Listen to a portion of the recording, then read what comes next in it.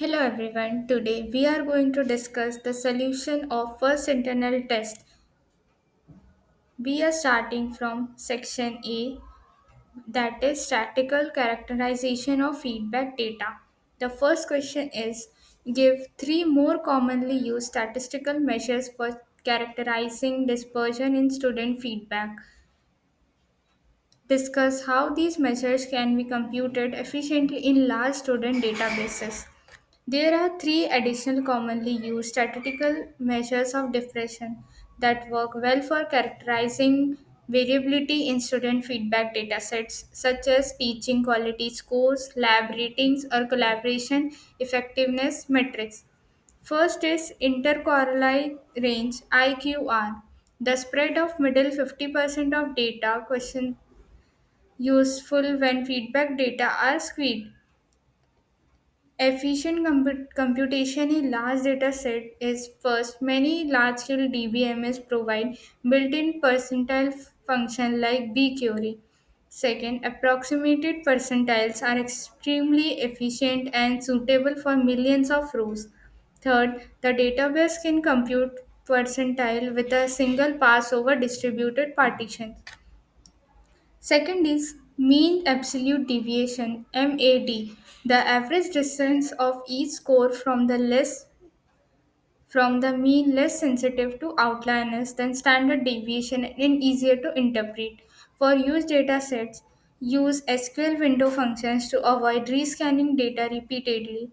Or distributed systems can compute mean in the map reduce pass and MAD in a second pass. Or if performance is critical, databases often support approximations like T-digest aggregations for quartile based and MAD variation. Third is coefficient of variation CV, a normalized measurement of dispersion. CV equals standard deviation divided by mean. The efficient computation for large data sets are can be computed in a single pass using numerically stable online algorithms for the mean and variance. Many databases support state diff SAMP, which uses stable algorithms internally. CV can be added as a computed field in an analytical view or materialistic view to avoid recalculation or each query. Moving on to second question. Suppose the student feedback rating on faculty mentoring effectiveness is given as this. The first is what is mean rating, what is the median. The mean is given by chi upon n. Here n is 25. Chi is summation of x, summation of all the inputs given. The summation is 741 and divided by n, that is 25. Answer is 29.64. Since there are 25 data points, the median is 13th value in the ordered list. The ordered data is given here. The 13th value is 25. Part B is what is the mode of the data? Comment on its modality. The mode of the value that occurs most often is for 13 its frequency is 1, 15 1, 16 2, 19 1, 22, and this is here given. The highest frequency is 4 that occurs for 25. Because there is one mode, the distribution is unimodal. The third part is what is the mid range of data? The mid range is the average of smallest and largest values. Mid range equals minimum plus max divided by 2. That is 13 plus 70 divided by 2. That is 41.5. D part is estimate the first quartile from question 1 and the third quartile question 3. Quarantine divided into four equal parts. Position of first is n plus 1 divided by 4, that is 6.5th observation, that is between 6th and 7th data points. 6th is 20, 7 is 20. So the answer is 20. Position of Q3 is 3 into n plus 1 divided by 4, that is 19.5th observation, that is between 19 and 20 data points. 19th is 35 and 20 is 36, that is 35.5. Last part, Give the 5 number summary of the ratings. Minimum is 13, Q1 is 20, median is 25, Q3 is 35, maximum is 70. 5 number summary is 13, 20, 25, 35, 70. Draw F part, draw a box plot of the following data. This is the graph that we can plot according to it. Last part, how is the colentine plot different from a colentine plot in this context? First part is colentine plot, that is QQ plot. Purpose is colentine plot to display how data values are distributed across colentines.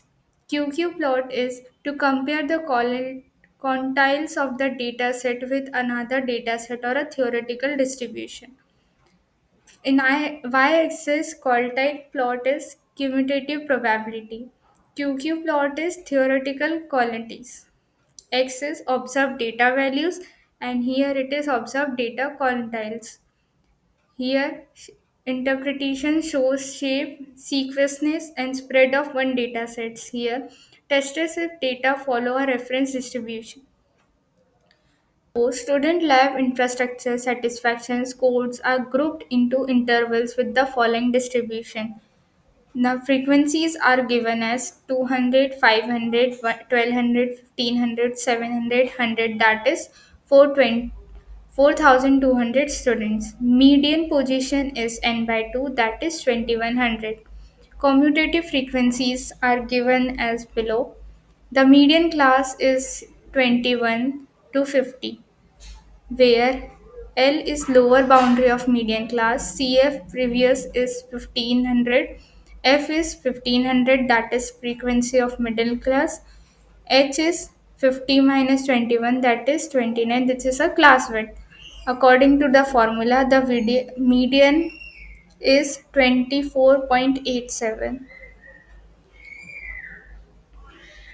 Now, the fourth question is, in the Department of Lifelong Learning, a feedback survey collected both student age and their self assessment of learning productivity for 18 students is given as this.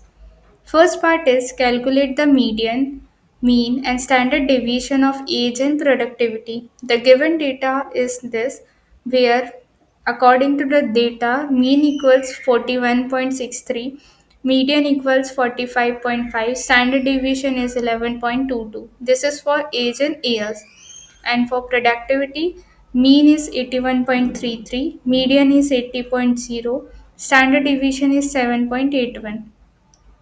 Second part is draw the box plot for age and productivity both. This is the given graph which shows the box plots for age and productivity both. This is the third part. Draw a scatter plot and QQ plot to study the relationship. This is the scatter plot and this is the QQ plot. You can understand this more efficiently by visualizing the graphs given here. Thank you.